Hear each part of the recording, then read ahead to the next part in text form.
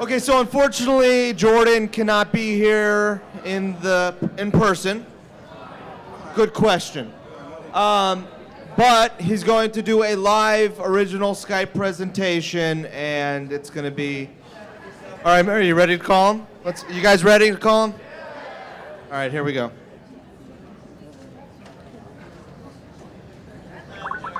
Now I'm going to put you guys on camera too.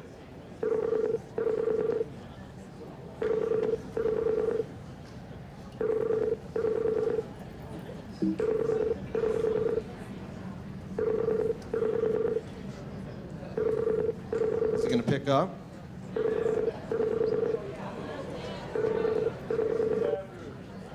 Don't worry, I talked to him right before this.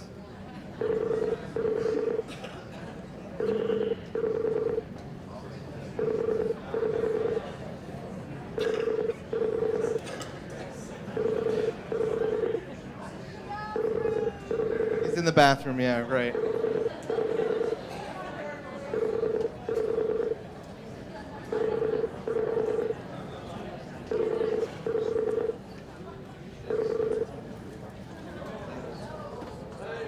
Say hello.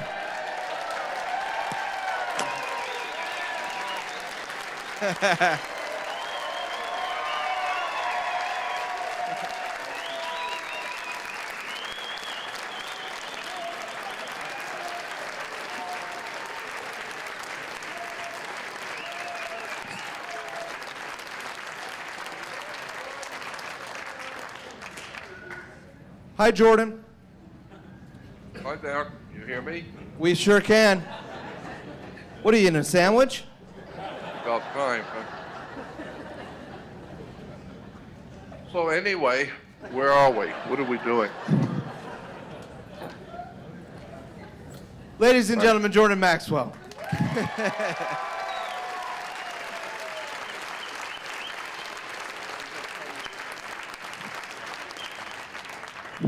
Jordan. Well, why are you not here? First question.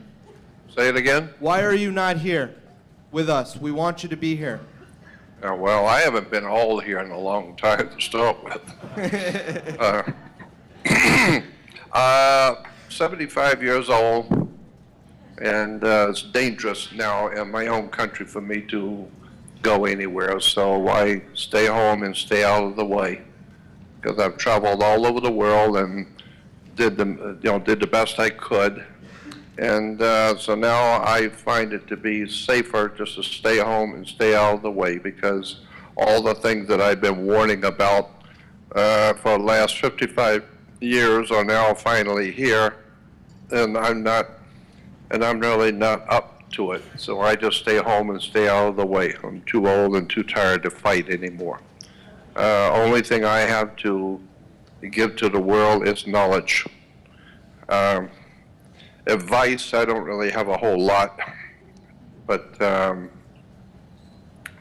do the best I can. I do radio shows, and I don't do a whole lot of them either. Hold on just a minute. I do radio shows on occasions now, but not a whole lot. And I thought at one time I would like to do my own show, and I have a podcast, but I haven't been able to do much on that, for a long time now, because I'm being I'm being attacked from all sides by people who do not want me talking, and I understand. I don't have any problem with that. But so I do the best I can. But this is kind of a novel idea that we came up with for me to do a show from remote. I've done a lot of Skype radio, but I've never done an actual lecture or talk before an audience doing it this way.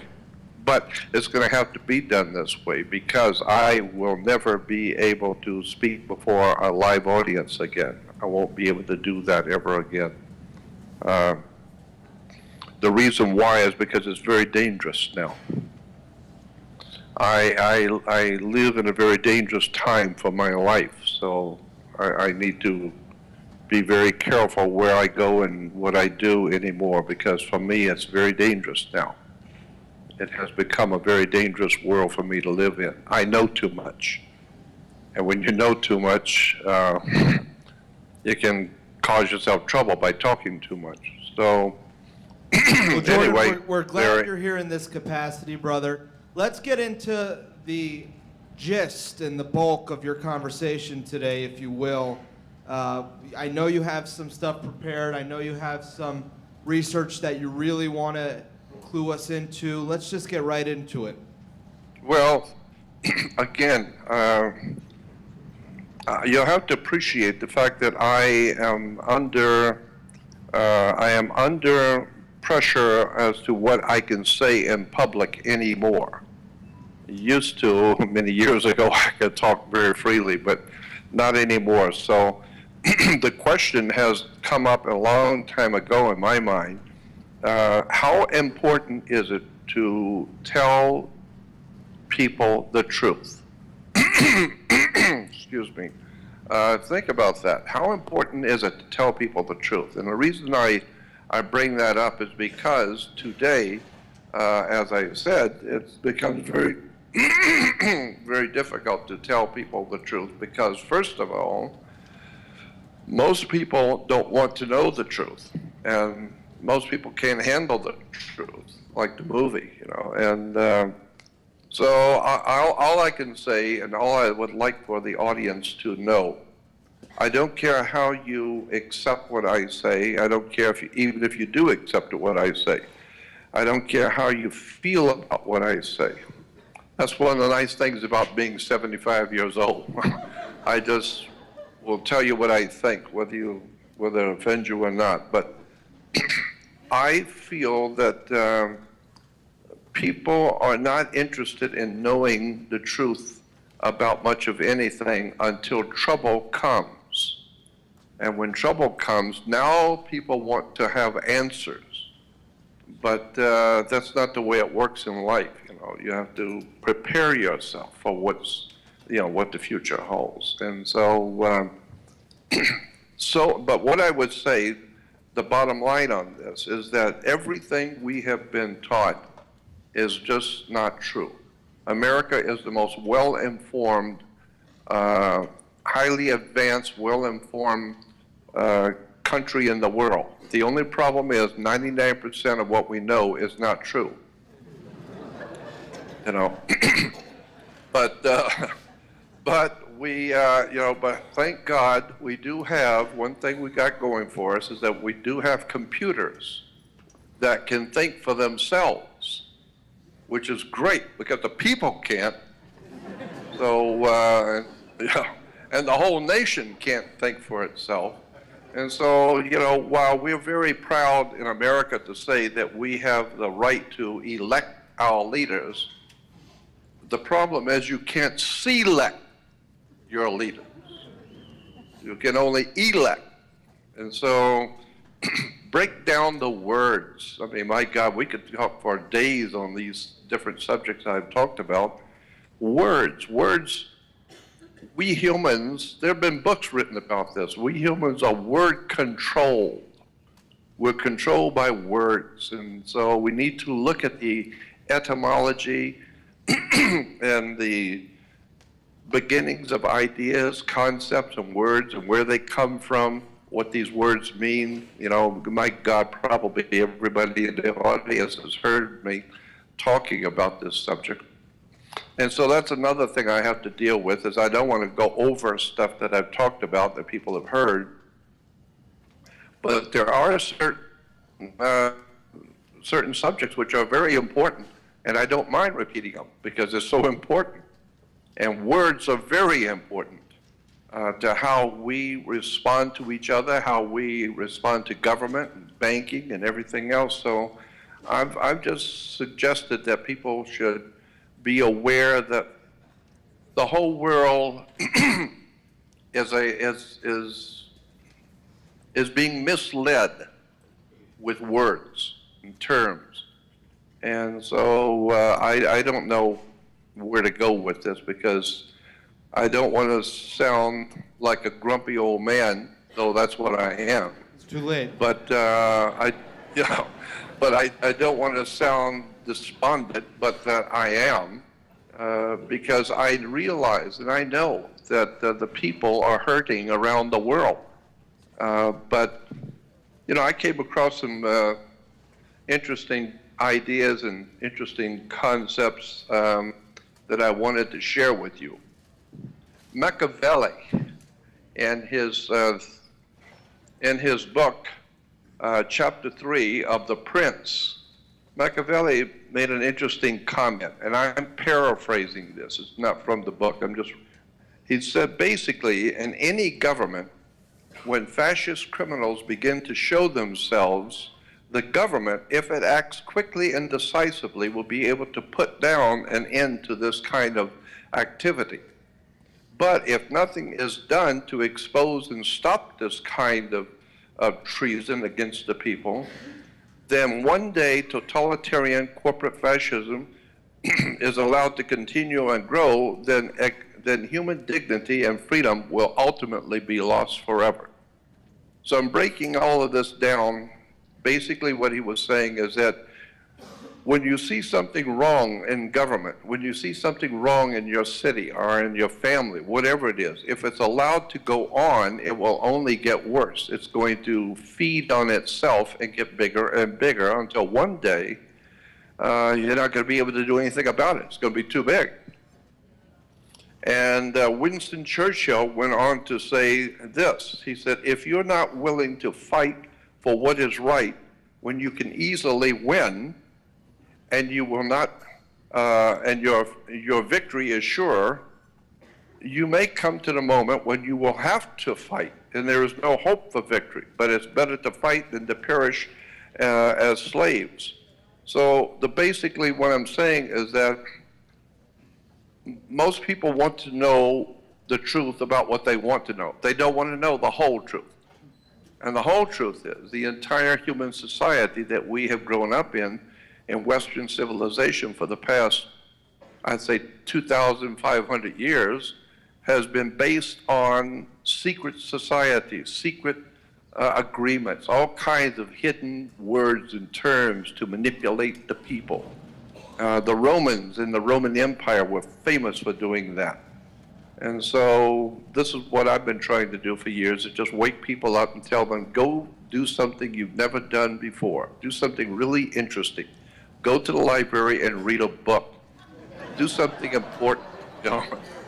And so, I don't know if your audience has any questions, because there's so many things I would like to talk about, but no matter what these subjects are that I would like to talk about, it would take an hour or two just to prepare the audience for what I want to say. And we don't have that much time. So if there's any questions in particular, maybe I could entertain some questions. What? Mary, come on, Mary. Come on, Mary. What did he ask me? Questions? Yeah, start forming a line right by Kyle, Right over the here. sound guy. Jordan, how was your sandwich? That's my first question. Say it again. No, okay. All right. Hi, Jordan. I have a question. I was wondering, how did you go from being a Catholic to being a Jehovah's Witness? How did you get involved with the Jehovah's Witness?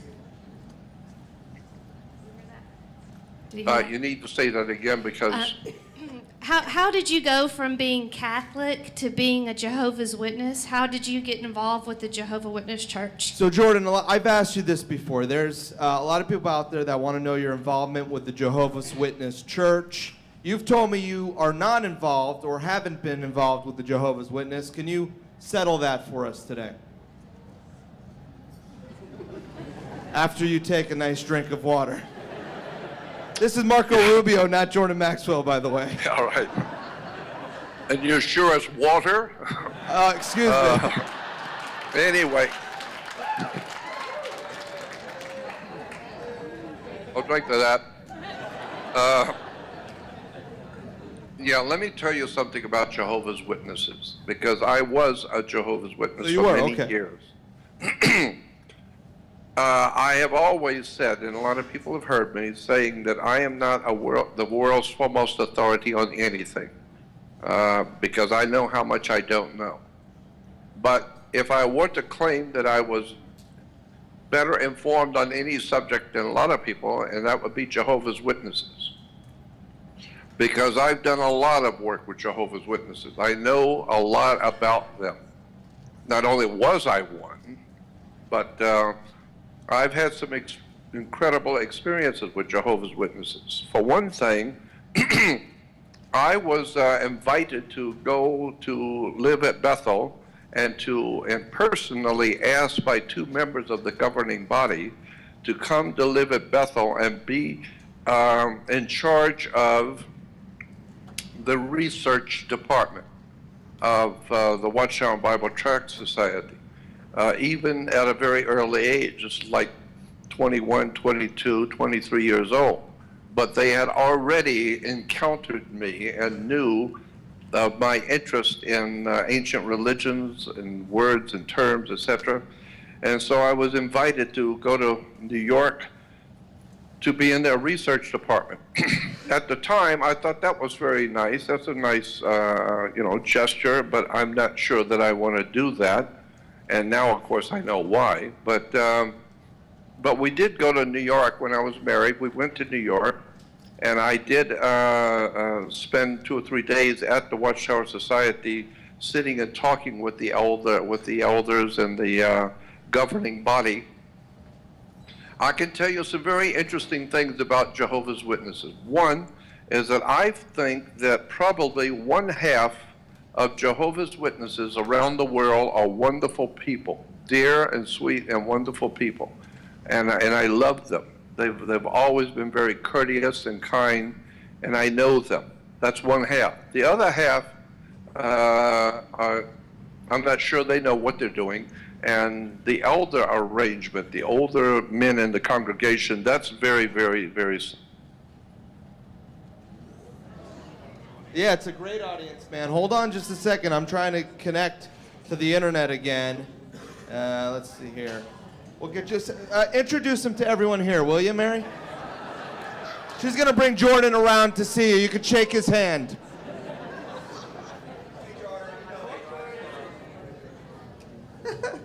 Great. Please, please. Too many cooks in the kitchen.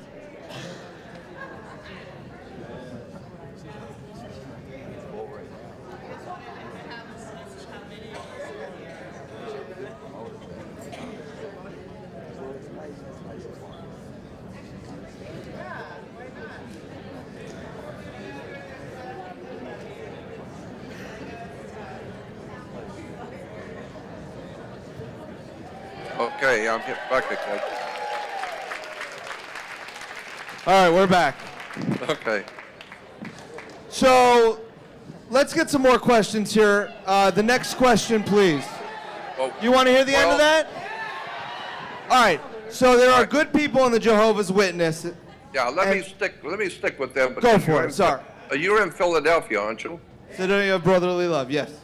Okay, well, that's the city of brotherly love, and that's very heavily connected to Jehovah's Witnesses, but not in the way you think.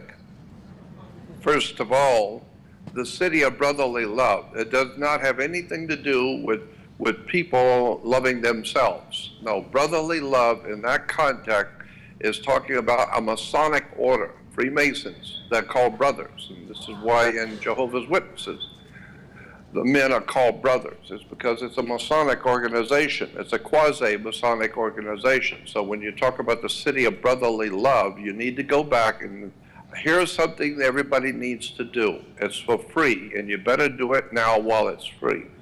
There's a book that you can get a download for free, an e-book on the web called Fire in the Minds of Men. Fire in the Minds of Men.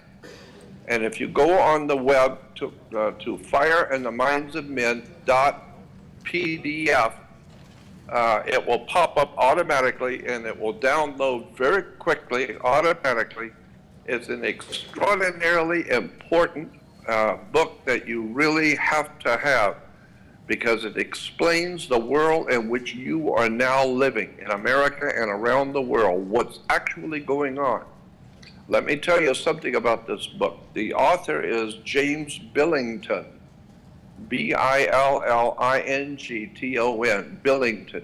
And James Billington today is the chief librarian for the Library of Congress.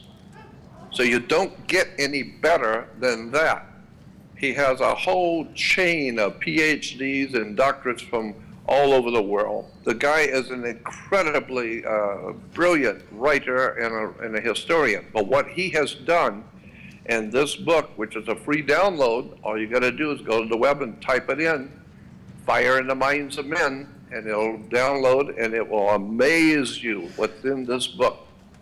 He explains how the world works and goes back to 300 to 400 years ago, all the secret societies, fraternal orders, all of the backroom deals that have been made around the world, and how the government is put together, how the religions, Jehovah's Witnesses, the Mormons, Seventh-day Adventists, Worldwide Church of God, Christadelphians, all of these American quasi-Masonic religions that have been developed based on the British Israel World Federation out of London, and the connections with MI5, MI6 to all of these major religions like Mormons and Seventh-day Adventists, as I said, and especially Jehovah's Witnesses. So if you want to understand how this stuff works in religion, you need to get the book Fire in the Minds of Men, because he has broken down all of this dark secret stuff and put it in such plain English anyone can understand it. It's an extraordinary book, and I don't know how in the world that he was able to get this thing published, because it is really an expose on religion and government in the past 400 to 500 years, and how we are, what we are today, where we are, where we're going. So it's an extraordinary story. Next question, please. Yes. Say it again. Hold on one second, Jordan. Here we go. Yep. Hi, Jordan. I totally respect you, and you have been part of my awakening process, if not the primary principle behind it. My question is, in your years of research, are there any countries left that are not under the thumb of the controlling class? So how about that? What countries are left in this new world order? What countries are left? Yeah, which ones are not under the controlling thumb, if any? I would say none. I would say none. I would say every country in the world is too far gone. It's way too far gone. So don't think about where you can go to get away from world tyranny. Ain't gonna happen. It's already here, and it's all locked in. It's been here since 1878. Yeah, 1878, 1879. And by now, it's all over the world. There's nothing we can do, nothing we can do. Now, I know that people don't want to hear that, but I might as well tell you the truth. I'm like an old grandfather that I guess needs to tell the kids the truth, is that there is no way out of this new world order. Why? Because it's been going on since 1878. It was actually started back in 1848 with Karl Marx and a group of people in England called the League of Just Men. It's a long story, and a lot of it is in that book I just told you about that you need to get. Get it and read it. But there is no country in the world today that is not under the heel of the New World Order. But there's something you need to know about the New World Order. It's not political as such.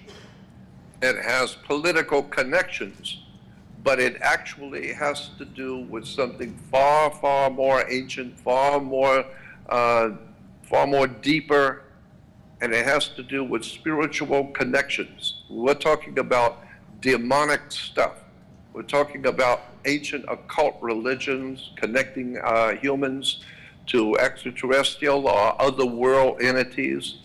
Every religion on the face of the earth even Buddhism and all of the spiritual practices all will admit that there is some sort of a spiritual presence on the earth. Christians call them demons, devils, and ghosts. We call them poltergeists, sons of God, spirits, ghosts, whatever you want to call that world that we can't see but is as real as we are. That world has been manipulating and exploiting our human ignorance and stupidity for thousands of years. And that spiritual world, is now in total control of the earth. And so it's the time for mankind to wake up to the reality that we are not exactly what you think, because this calls into question, who are we humans really? Where did we come from? And what is this story going on behind our backs about other world intelligences that we can't see? And if you don't believe things like this exist, go down to Haiti and watch the shaman priests. Go to Brazil, go to South America, Central America, and watch the shaman priests and what they can do. I've seen incredible stuff, which implies that there is a spiritual dynamics and a spiritual presence on the earth that causes mankind to go the way it wants them to go. And most people are so arrogant, proud, and arrogant, and self-assuming that they have no time to look at anything like this. It's all a bunch of malarkey. Well, in point of fact, it's not. And the people who are running this planet today are heavily involved in the dark side. Sure. So, and I think we're all probably waking up to that by now. So it's a spiritual problem we've got. Absolutely. Next question, please. Thank you. Hello, Mr. Maxwell. Big fan for a long time, and one of the things that I've always really paid attention when you speak is specifically about courts, and when you talk about the justice system and the legal system and whatnot. And I've been studying myself for a long time, and you said something earlier that really struck a chord. I'm not sure so much if this is a question more than a comment, but you said you're at this point you're too old to fight, but you mentioned what Machiavelli said and talked about how if we don't fight for the little things and we let it keep going, it eventually gets out of control and it becomes the way it is. And the first thing that came to mind was municipal courts, for instance. We walk around as these slaves and we're subject to these rules and regulations that are pretty arbitrary and most of the time senseless and ridiculous. And under the threat of deadly force, we're forced to comply and consent whether we like to or not.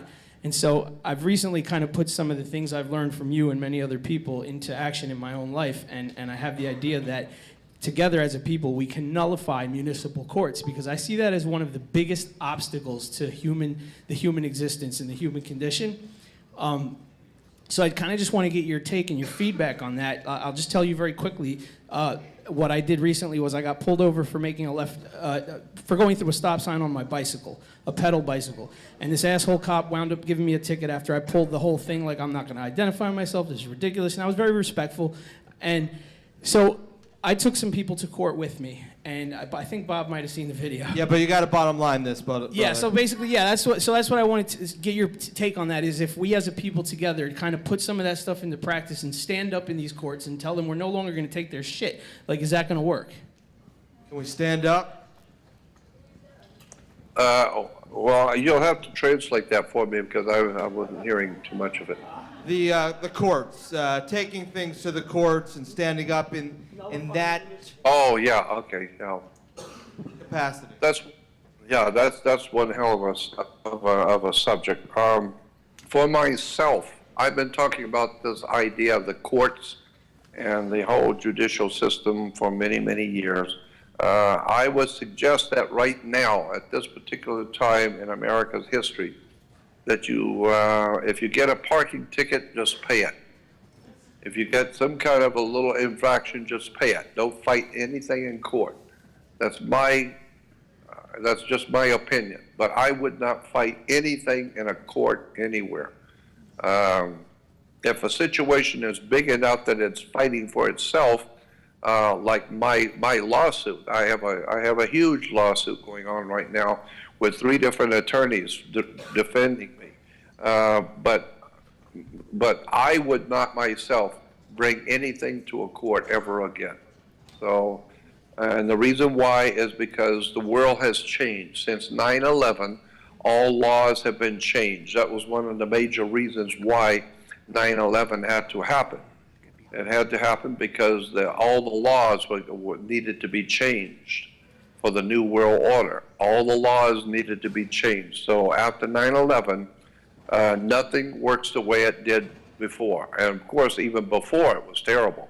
But now for sure, after 9/11, I would not even walk into a court. I would have nothing to do with it because it is too far gone.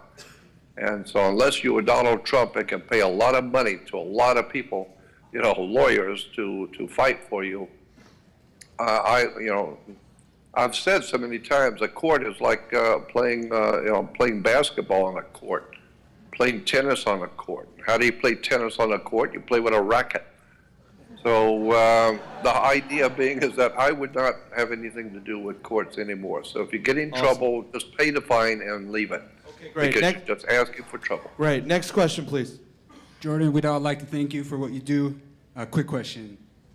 For a group of people like us gathered here, what is the use or function of belief? What is the use or function of a belief, Jordan? It's mostly to make people feel secure in themselves, because we humans have to, beliefs basically, especially religious beliefs. I have said in the past, and I think it's true, and I'll say it again, I believe that religious beliefs are like whistling as you're walking through the graveyard.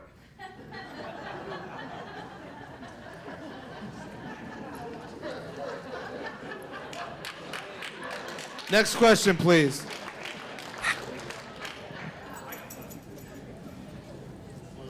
About the Greco-Roman world, would you have any advice or suggestions for choosing a topic for a dissertation for somebody who is studying Greek and Latin? Or, For somebody who's studying Greek or Latin, would you have advice for them on a dissertation? Latin is very important. Both Greek and Latin are very important. No, I just think it's a very good idea to know both Greek and Latin, especially Latin, because all law, all government, all of our systems of religion, government, banking, the whole system is based on Latin. And but when you talk about Latin, Latin was the name for the planet Saturn. Thousands of years ago, the planet Saturn was called Latin. That's a very interesting,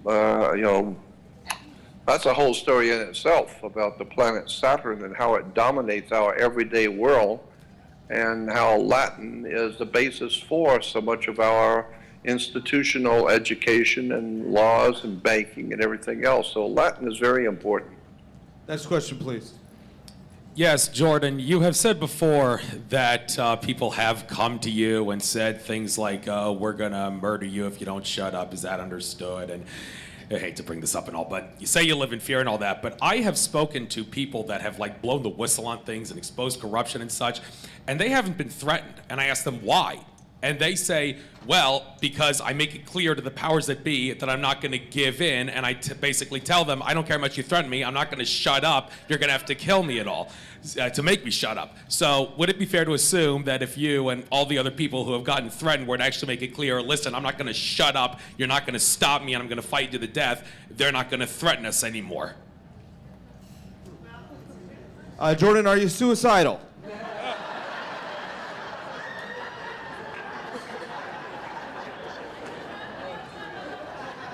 Hey, Say other that people again. did say that they aren't getting threatened because they made it clear they're not going to give in. So I'm joking. Thank you. Jordan, what do you think? Is there information that you're holding back on that maybe if you were to put out there would protect you by putting it out there? Because if they were to come after you and kill you at that point. It would only validate some of your claims and some of your research. Oh, absolutely. No doubt about it. But you see, I'm not interested in being killed, so I'm not even going to talk about it. Okay, fair enough. Next question, please. Yeah. Yeah, Jordan, can you tell us what the status is with Joe Dolezal, if you resolve that, and where can we get the real Jordan Maxwell material online? All right, so people want to know your website was stolen, they were usurping your name, you're in the lawsuits. Kind of just real briefly, bring us up to Yeah. speed with that. Yeah, I was 70 years old, and I lost my my webmaster was a real criminal, and so I finally got rid of him. It took a long time, but I finally got rid of him. And so but now I'm 70 years old. I don't know anything about the technology of today. I just do what I do. And so a young man comes along and comes to visit me, and he sees that I'm living in one room with nothing. And I tell him about my situation with my website being stolen, and I finally got it back. So he said, "Oh my God," he said, "I just love what you're doing. Let me help you. I'll take care of it for you." So I needed somebody. 70 years old, I don't know anything about the technology, so I said, "Okay, would you help me, and I'll give you 50% of the gross of any money that I make on my work. I'll give you 50% of the gross if you'll just help me." "Oh, absolutely, no problem at all. I'll take care of that." And so in order for him to be my webmaster, I had to give him the username and the password. Well, I've discovered that when you do that, you have just might as well put a gun to your head, because you've now given the secret to your website, to your bank account, to your email, to everything you have worked for. You just gave it to somebody you don't know who came in off the street. Then I found out, after giving him the codes to my website, he went in quietly behind my back, 70 years old, I didn't know, and changed the ownership of my website to himself.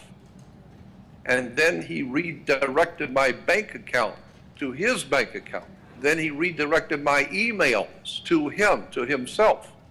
So that now he, for the past 5 years, has made every dime, every nickel comes to my website, goes to his private bank account. Every private email coming to me from all over the world for 5 years has gone directly to him. And he answers my emails as if he's me, and asks for money. He asks for donations. He's selling my products.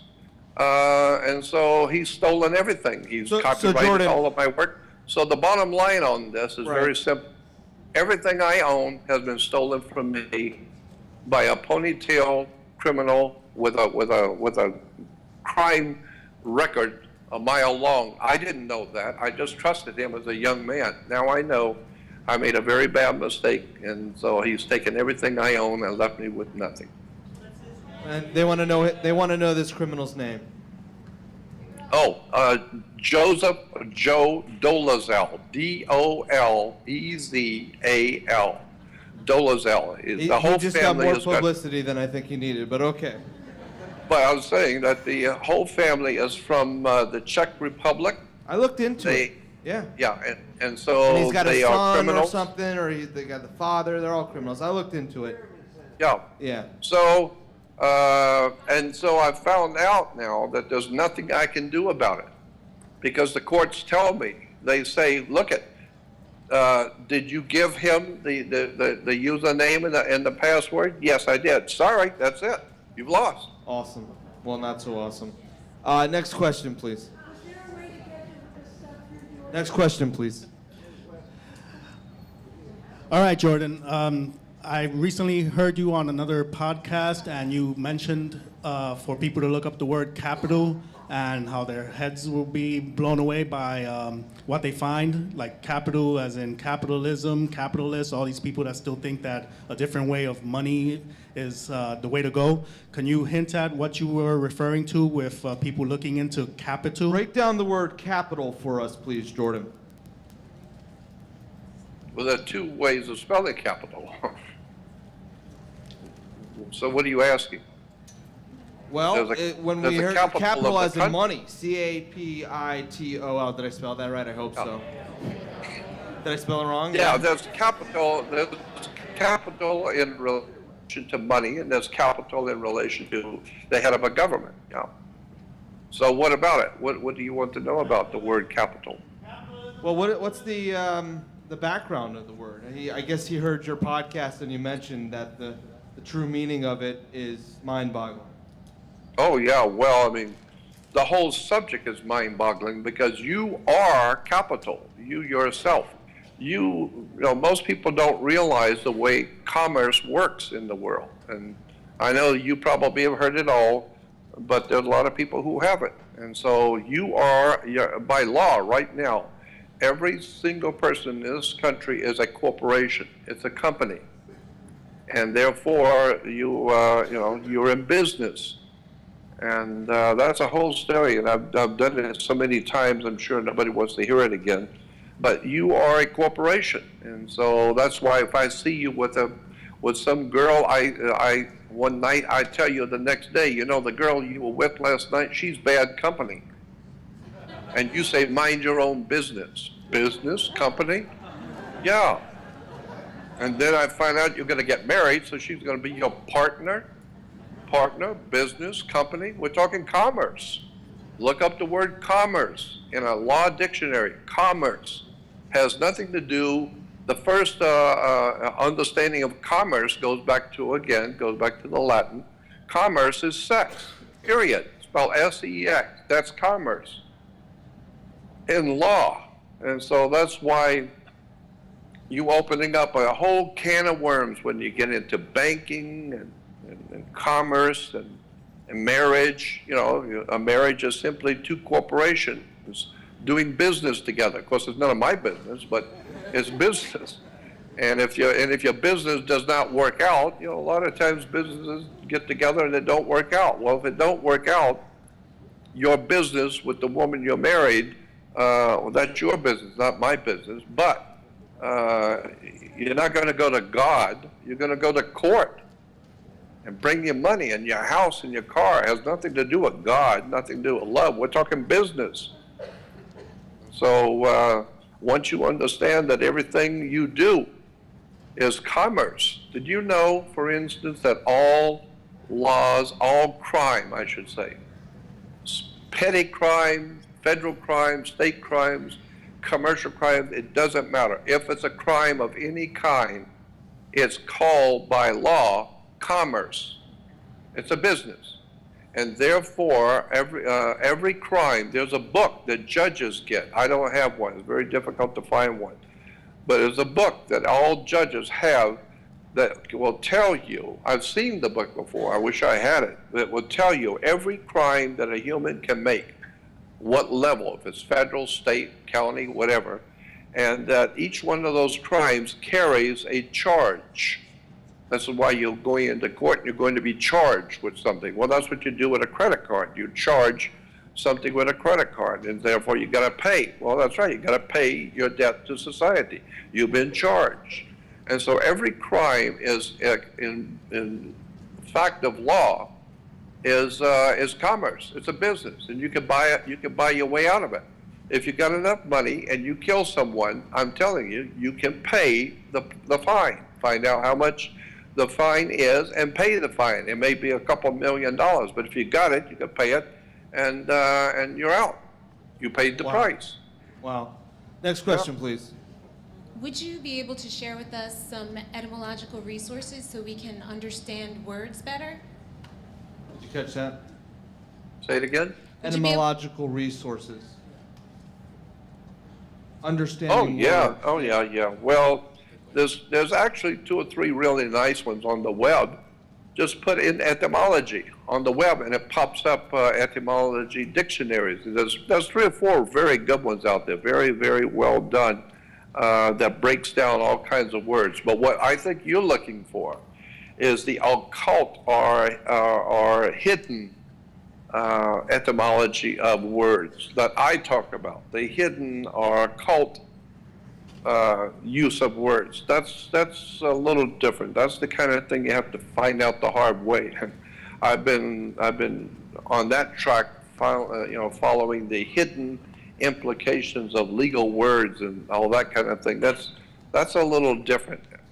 There's a couple of places on the web that are now finally talking about the occult origins of these hidden words and what they really mean in court and what they actually mean, not what you thought they meant. And, I'm at a loss as to where to find them now, but I know that there is.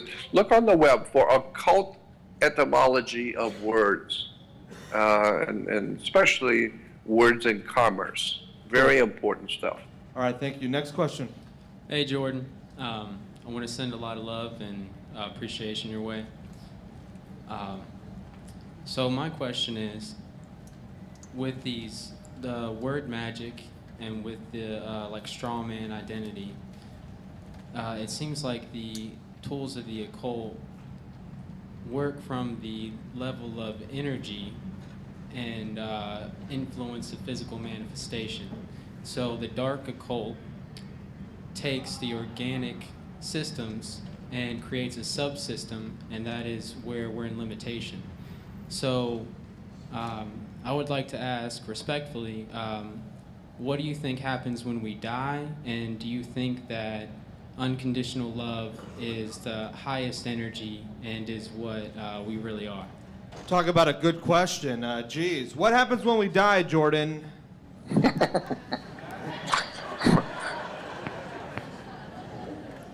I'm not really sure because I haven't done it before. So you don't believe in reincarnation, obviously. What I about didn't say that. Oh, No, okay. you said that. You I haven't didn't done say it- that. I tend to think that there is something to this idea of reincarnation. Now, let me explain something to you about reincarnation. There are two different schools of thought concerning reincarnation. The phenomena that we call reincarnation, the idea that we're talking about, is that somebody today can tell us exactly and correctly something that happened 300, 400, 500 years ago, 1,000 years ago, and they are exactly correct in what they're saying, but nobody on earth knows that until one day you're doing a dig in some foreign country and find the evidence for what that person's been saying, that they said they lived 500 years ago, and they said this is and that was happening. Nobody knew it until we did a dig and found evidence that exactly what they were saying did happen. So now that's what I refer to as the phenomena of reincarnation. How did that person know? Because obviously you've got to answer that question. How did they know something that you didn't know, the world didn't know? And why? Well, I asked them and they'll tell you they were there. They lived there. So obviously there's something to that. Now, I am saying no, not necessarily. There's another answer that's equally as valid, and that is, if you understand that there has always been spirit entities, demons, devils, spirits, poltergeists, angels, ghosts, I don't care what you call it, whatever that other world of life is out there, whatever it is. Now, even I don't know of any religion or philosophy in the world that doesn't acknowledge that there are spirit entities that, what Christians and Jews call demons and devils, angels. But maybe they were there 1,000 years ago and they saw things. We today can record with digital and tape recordings and digital recording. We can record a person, put it on you, record you talking, and play it back 100 years from today, and you look just as real when you were there. So I'm saying that if we can record digitally perfectly everything you say and do, the look on your face, etc., and play it back 100 years, who is to say that there are not spirit entities, angels, demons, whatever you want to call them, that were around 1,000 years ago, and they know exactly what was going on. in minute detail, then they have some kind of a way that they can tap into your spirit, because your brain is simply an electrical computer. Your body is a bioelectrical battery, and your brain is a computer. So we know that we have things called Wi-Fi. You don't have to even plug into a computer to be able to connect with it. So I'm saying that there's at least a possibility that there are spirit entities who were there, 1,000 years ago and saw something and are now putting it into your mouth. They're speaking through you. And you are telling people something that's true, but you weren't there. Somebody else was there, and they're playing you for a fool. They're using you as a tool. And so they're putting it into your mind to say things. And so, again, I would say not necessarily were you there. So what are we talking about when we talk about reincarnation? I'm not really sure. But I do know this, that if you want to look at the Bible is filled with reincarnation. Especially the New Testament is replete with stuff about reincarnation. So if you want to follow the teachings of Jesus, well, then you're going to believe in reincarnation. I mean, Jesus himself was reincarnated, right? If he came back from the dead, and he sat and had dinner with people and talked with them, and and walked around town and said hello to everybody. Well, he was dead, a week ago, and now he's back here now. Well, what do you call that? Oh, well, that's resurrection. No, it's reincarnation, airhead. So wow. I've never thought about it that way. That's fascinating. All right, Jordan, we're almost out of time, and we're going to do 3 last quick questions, rapid fire style. We'll start with you. Go ahead. Rapid fire, it's a 2-part question. One is, can we go back to the etymology of select and elect? Because I don't think we got that from you. And is there somewhere we can go to find your work that the monies would go directly to you rather than to the thief? All right, so select and elect, the etymology behind that, and the... Say that again. What's the real website? Let's tackle that. What's the real website? Okay. My real website now is Jordan Maxwell Show, SHOW. Very simple, JordanMaxwellShow.com.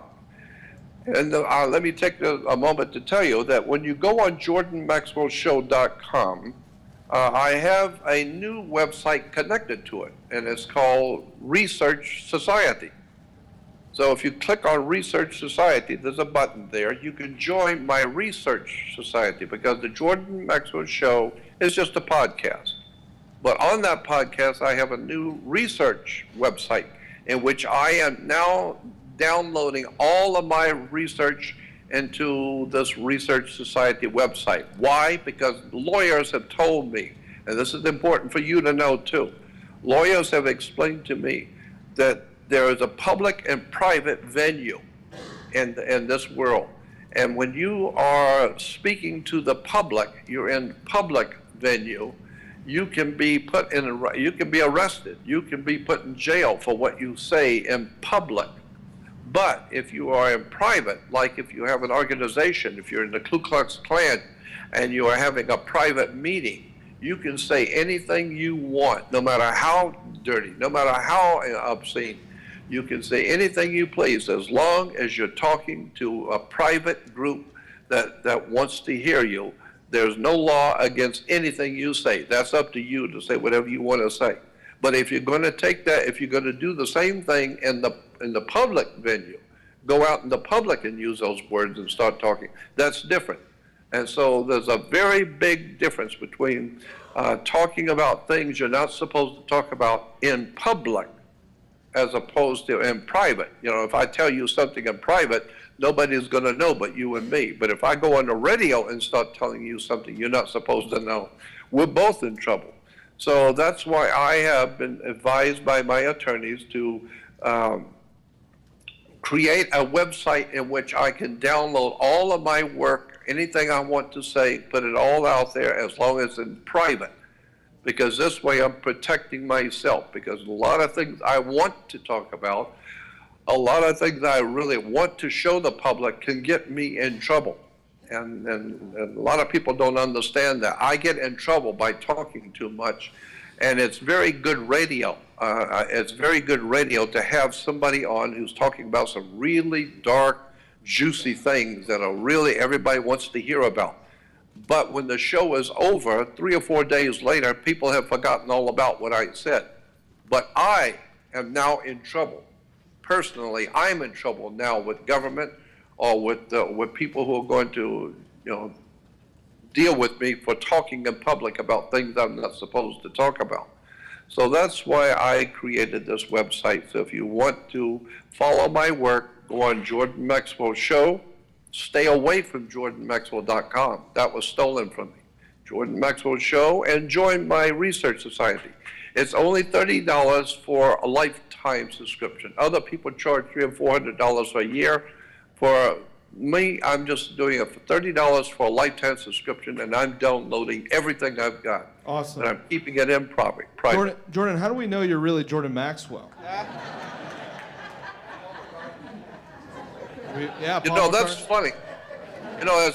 It sounds funny, but I know what you're actually saying. The person asking that is that there's so much confusion as to which website is really mine.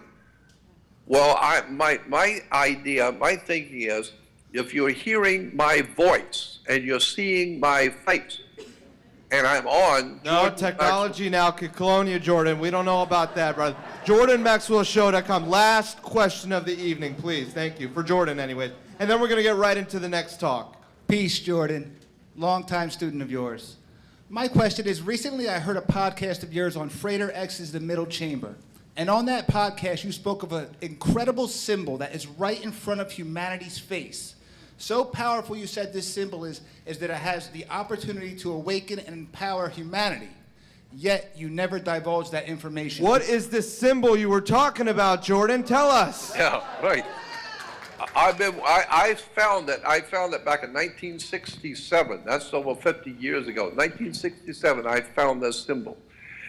And I knew at the time it was extremely important. I just didn't understand what it was, but I knew it was important. And I've stayed with it for over 50 years, researching it, studying it. And I talked with Alex Jones a couple of times about it on the Alex Jones Show. And he even talked about coming to see me in Los Angeles and helping me to put together a presentation on that. Well, I've got the presentation in my computer. I've been working on it for 50 years. I've got it done. It's just that it's taking so long because I don't have the funds to do anything with. The kids stole my money, so I don't have the funds to do it right. Hopefully, I'll be able to put it together and make it available as a video on my website. So just keep checking with JordanMaxwellShow.com. And as soon as it's ready. No. What's the symbol? That's a trade secret. Why would I tell you? Because this is going to be an extraordinary revelation when you see it. All right, we're on the edge of our seats. Ladies and gentlemen, please say thank you to Jordan Maxwell.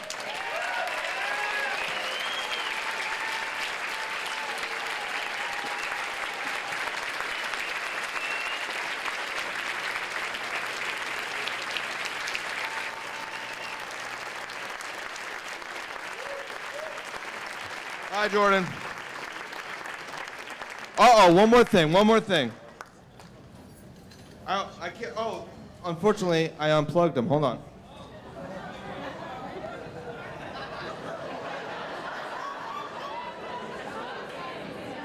Try it again.